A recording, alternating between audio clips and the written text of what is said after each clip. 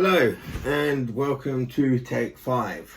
Hopefully this time I can get this out without anybody fucking walking in. Anyway, firstly, thanks everybody for all your comments, shares, likes and so on and so forth. It's great.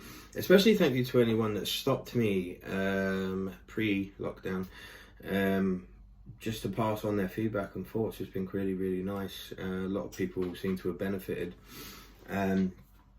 Which is great, you know. So anyway, moving on from that. So today I want to talk about calorie requirements, energy balance, but more importantly, calorie tracking apps, how they work and the differences between calculators online and calorie tracking apps. In particular, probably the most popular and largest of all of the databases being MyFitnessPal by Under Armour, which has actually just been sold. Under Armour won't own it any longer. It's been sold to another company and they are promising great things with it. But, you know, great, let's see that. So, first off, how do we find out how many calories we need for weight loss, maintenance or weight gain? Well, there's a very, very basic formula to work this out if you're not using these apps. So first off, you need your body weight in kilograms. Secondly, you need your body fat mass, body fat percentage. Now, all the die-harders out there are going to immediately say, well, you know, the only way you can actually do your body fat is to have a DEXA scan. This is true. You know, a DEXA scan is the most accurate way of measuring that and the only true way of doing it. But here's the reality check. We don't have access to DEXA scans easily.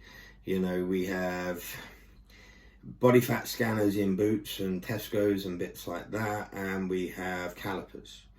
So I would recommend the calipers a lot more. And to be honest with you, I've tried those ones in Boots and I've come in when I've been at like 6 or 7% body fat, checked it on there and I've been 20% body fat, so I'd probably try and avoid those. So the method I use is the 7-point Jackson-Pollock method, which is used by the military. It takes 7 measurements from various places around your body, thigh, tricep, abdominal, subscapular, subciliary, mid-axillary and a few other places. But anyway, there's apps available that you just take the measurements, put it in, and you know, it gives you the percentage, and they're very good. It's a good gauge and it's a good starting point. Is it 100% accurate? No. Is it balls? But it helps. We're finding out a thing. And so take your body weight in kilograms. Okay, that's your overall body weight. And take a body fat percentage. Okay, so once we've got our body fat percentage, we've got the fat taken away, and what we're left with is an LBM. So what we would do is we go, right, okay, we've got a body fat percentage. We are going to multiply that percentage by our body weight in kilograms, which will give us a fat mass in kilograms. And then we subtract the fat mass from the body weight, and that will give us our LBM, lean body mass. So that is our muscle, tissue, organs, skeletal structure, okay, for our LBM, lean body mass. So once we've got our lean body mass, we then look at the calories that we need. So for the purposes of this calculation, it's very rough, so we break it down into sort of percentages and into figures to what we would need for macronutrients. So well, this is what I do anyway. So protein I set at 4, carbohydrates 3.5, fats at 1. So we multiply our lean body mass by 4, and it will give us a number which is grams of protein. Okay, then we multiply the lean body mass again by 3.5, which for carbohydrates would give us a number in grams for carbohydrates required. Then again by fat, which would be 1, which would be the same as the LBM. And you can adjust those to suit you. But for this purpose, just do those numbers at the moment. Now, once we've got those amounts of calories we need in those macronutrients, we can then, grams, sorry, of macronutrients we need, we can then equate that into the calories. So we know that if we've got 310 grams of protein, there is 4 calories per gram of protein. So we simply multiply that by 4, and that would give us, what was it, 1240 something. That would be calories. Do that again for the figure you got in carbohydrate, do that again for the figure you got in fats, multiply, add all of those together, and that will give us a total calorie requirement. Now, as I say, you can adjust those figures for the amount of each that you like, but as I say, a good starting point for the body, what the body needs, use 4, 3.5 and 1. Okay, so now we've got our calories required. Now bear in mind, this equation at this point was done on our lean body mass. So that is how many calories we need without body fat. So what does that mean? It means you're in a deficit straight away. So that will make you lose weight. Will it make you lose weight exactly? Not necessarily. We are all very, very different. So it's a good starting point. So you start on that, and then you would adjust after a week or two to see how you are going. You might need to drop it a bit. You might need to increase it a bit. So using that same method, if we take away the lean body mass and just use the body weight and then do the same equation, you would have a maintenance. Yeah? Because that's what the calories require. Now you could do that with just body weight from the start and just subtract, say, 500 or 600 calories. But I like to do it on the lean body mass, so I know what I've got there, and I'm constantly coming down.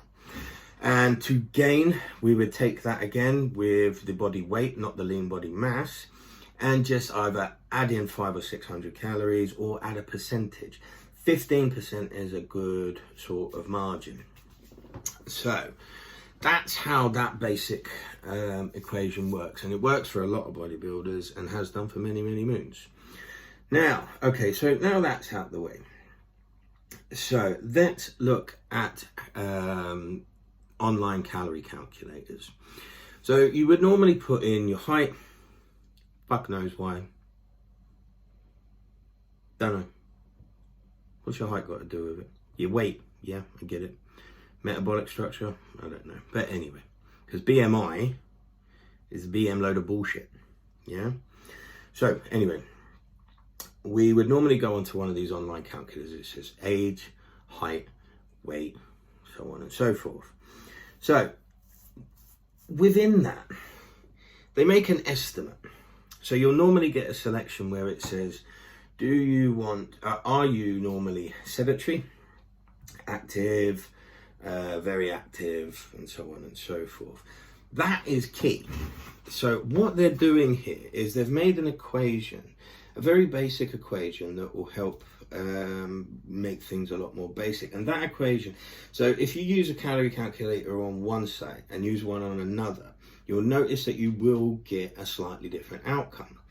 And the reason for that slightly different outcome is because of the difference in the equation that they do and the averages. So how is that actually, or what is looked at? Well, what's looked at is TDEE, total daily energy expenditure, okay? And that is made up of your BMI, your basal metabolic rate. So that equates to roughly about 70% of your TDEE. Your basal metabolic rate is effectively your resting energy expenditure. So what your body uses when you're thinking, when you're just breathing, actively being awake and alert, okay? So, you know, you're creating a basal metabolic rate even if you're sat on the sofa watching telly all day. Okay, so that's part of it. The other point is your NEAT, your non-exercise activity thermogenesis. So this is your movement, your normal steps. Now this is a bit important point. Although it only equates to about 15% of the overall value of your TDEE, your total daily expenditure, this is where it varies with people. So for example, if you've got a scaffolder, that's lugging around standards all day long and, you know, very, very active job, their NEAT level is much, much, much, much higher than somebody sat on a keyboard all day. Yeah? You know, they just simply move a lot more and they're using a lot more energy, therefore require a lot more calories. Bricklayers, pavers, they normally have quite an expanse. But anyway, so we've also got another little one called TEF, which is the thermic effect of food. Forget that. Don't even worry about it. It's not enough to even consider it, all right? Basically, the more thermogenics in your food, the more thermic effect on your body, therefore the more calories that you'll burn. It's next to nothing. Ignore it. So anyway, these figures are on these calculators. They are estimated. So when you enter sedentary whatever else, what a lot of the calculators do is it also asks you to factor in your exercise related, which would be your EAT levels, so your exercise activity thermogenesis. Now this is quite important here because this is where it varies in some of the apps, the calorie tracking apps from the calorie calculators online. So calorie calculators online take that information or take that equation, but they don't include your EAT levels, your exercise expenditure, just your normal day-to-day, and that's on an equation, you know, which is an estimate because it's not directly associated to you. In truth, is this a big deal? Yes, if you are really dead set on that. But if, you know, the best thing to do is not go too far into this, not go too much into the sciences. Unless you're a professional athlete, there's no real need to. You can sort of get a figure which is roughly there or thereabouts and then adjust to suit, you know. Take a couple of weeks doing it. If your weight's gone up, your weight's gone down, make the adjustments to suit. And that's generally a better way. You know, it's just living by it. So, total daily energy expenditure, again, is made up of basal metabolic rate, non-exercise activity thermogenesis, okay? Resting energy expenditure, thermic effect of food, and exercise activity thermogenesis. So the only difference here to create that is the difference between an online calculator and a calorie tracking app is this last one, the exercise activity thermogenesis, in or out, okay? So, and again, remember, these are an estimate on an equation based down on 4 or 5 different subjects of sedentary, active, very active, lightly active, and so on and so forth. But again, they give you a good starter. So why is this important? And why is it important to know the difference between how an online calculator would work and a calorie tracking app? Well, I tell you, because I fucked this up for many years. So I'm going to use MyFitnessPal for an example. MyFitnessPal is probably the largest food and calorie tracking database. Now you've got to be careful on it because people enter, because it's a social network as well. And when people enter recipes or meals or calorie values for foods, it enters it onto the database. So you might enter, say for example, a grenade carb killer bar. You might find one, most of them will be like, say, 217 calories. And when you look into them, they're vastly different in their macronutrients. So be very, very careful with those, with what ones you enter in. You know, it's very good to be able to scan things as well. That's quite useful. So what's the main difference here? When you use MyFitnessPal, when you set your goals, what's really handy with it is because you can set the percentage of your macronutrients that you want. So carbs, proteins and fats. And if you pay the subscription, you can go into a little bit more depth. Is it worth it? Not really. But, you know, it's there as an option if you want it. So as per usual, MyFitnessPal asks you, are you sedentary? Are you lightly active? Are you very active? Now, the first thing you're going to do is go, well, I train 6 days a week. I do cardio 6 mornings a week. Sometimes I do cardio after I've trained. So I'd say I'm very active. So you'll put in your body weight and all the other points, and then you'll put in that you're very active because you are very active. And it comes up with a mega high calorie requirement. And you put them in, and it's not working. What's going on? But it also asks you about exercise. Put in your cardio exercise. Doesn't give you caloric values for strength, just for cardio. Oh, hold on a minute. Hold on. Whoa. Slow it down. Because you've just done this equation. So here's the difference. Like I said before, your exercise activity thermogenesis hasn't been equated into that estimated equation for their calculation of your caloric requirements based on your total daily energy expenditure. This is a good thing. So if you sit in an office typing away all day, but you train 7 days a week and you're built like a brick shit house, you're sedentary.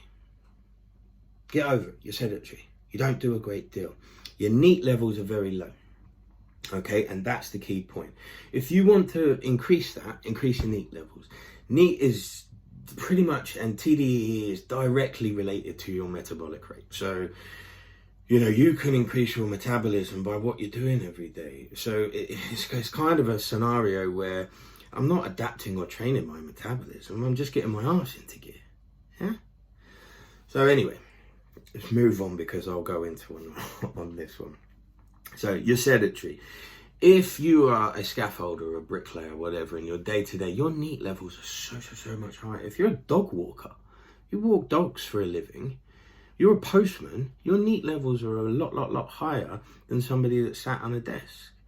Even more so than somebody that sat watching Jeremy Kyle every day while they're scratching on the dole. You know, your NEAT levels are higher. So you would be active or very active. Yeah. So a scaffolder bricklayer, for example, I'd say would be very active. A postman, I would say, would be active because you're only plodding along. You know, calm down. And if you're sat in an office, like me most of the time, you're sedentary. You know, you're not doing a lot. Your NEAT levels aren't very high. I increase my NEAT levels by walking a dog. Yeah. So that's the difference. And then add in your exercise to your daily sheet. So that's how to make more use out of MyFitnessPal, and that's the fundamental differences between online calculators.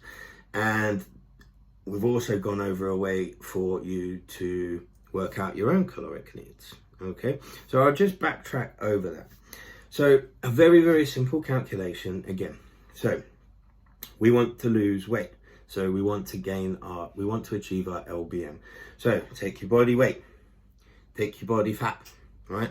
To get your body fat percentage, we're going to use the 7-point Jackson-Pollock method. There are other methods. In my opinion, and in my experience, I have found that very useful. Do this 3 times and take the mean average from all 3, okay? Just to be a little bit more. Also, never take your body fat percentage after you've trained. You're dry, you're pumped, you will get an inaccurate reading, okay? Best time to do it, get up in the morning, go for a piss, take your body fat then, all right? Because you're fasted, you're dry, but you're not pumped, okay?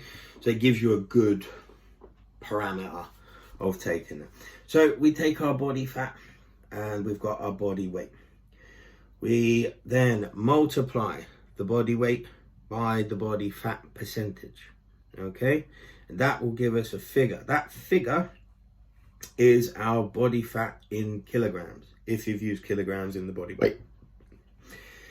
Then we take that body fat mass in kilograms, take that away or subtract that from our body weight, and that will give us our LBM, our lean body mass. Once we've got our lean body mass, then we need to look at what do we need macronutrient wise. So take your lean body mass, multiply it by 4 for our protein, 3.5 for carbohydrate, 1 for fat. Again, they can be adjusted later on. Then once we've got those figures, okay, that's the requirements in grams of those macronutrients. So to get the caloric value of those, it's 4 calories per gram of carbohydrate, 4 calories per gram of protein, and 9 calories per gram of fat. Okay, so we simply multiply again, total it all up. That's our total calorie requirement. Remember, at this point, we've done it from the LBM, our lean body mass. So that doesn't include our fat weight. Yeah? So you're already in a deficit at that point. If you want to maintain, do it from your body weight without the body fat. If you want to gain, do it from the body weight and plus 500 or 600 calories, or a percentage of the overall. And if you're going to do a percentage of the overall, I would suggest you start with 15%. Then, this isn't always going to work because we're all different. We've got different NEAT levels, we've got different EAT levels, we've got different TEF, we've got different REE, we've got different BMR. Okay, so trial and error here, right? Run it for a week, stay on track, run it for a week. Have we lost? Have we gained? If we've lost, great, we're on the right path. If we've gained, shit, too much, drop it back a bit. Okay, that's probably the easiest way, but use stuff like MyFitnessPal to do those up. So yeah, there we are. That was a lot of information to suck in, and I'm sorry if I've lost some of you. Some of you will find this interesting. I very much think this is probably not going to be the most popular of videos, but I wanted to get that sort of information out there. I'm going to put this up and see what the feedback's like. And if it's a bit, we didn't really get that, mate, I might take it down and redo it and try and not necessarily simplify it a bit better, but probably, I don't know, what's the word, make a bit more sense. But anyway, I hope that helps. Just bear in mind, like I say, with the online calculators, there are variations because it's an equation, which is an estimate based on 4 options or 5 options, i.e. sedentary, active, and so on and so forth, which is an estimate on what would be your total daily energy expenditure, your TDEE, which is made up of your BMR, your NEAT, your resting energy expenditure, your thermic effect of food, and your exercise activity thermogenesis, unless you are using a calorie tracking app like MyFitnessPal or NutriCheck, which doesn't include EAT. You add your exercise activity thermogenesis additionally. Okay, so get over the point that you're not as active as you think because it's done just on your NEAT and BMR on the calorie tracking apps, where online calculators includes your EAT, okay, your exercise activity thermogenesis. I really do hope this helps some of you. And sorry if I've gone on a bit of a rant and repeated myself again and again. Please do like, share, comment, and all that jazz that everybody else sort of adds into these videos. I'm not doing any editing on this one because I can't be fucked. Quite frankly, I just wanted to get some content out there. But again, thank you for subscribing. Thanks for sharing. Thanks for watching. Peace out. Stay well.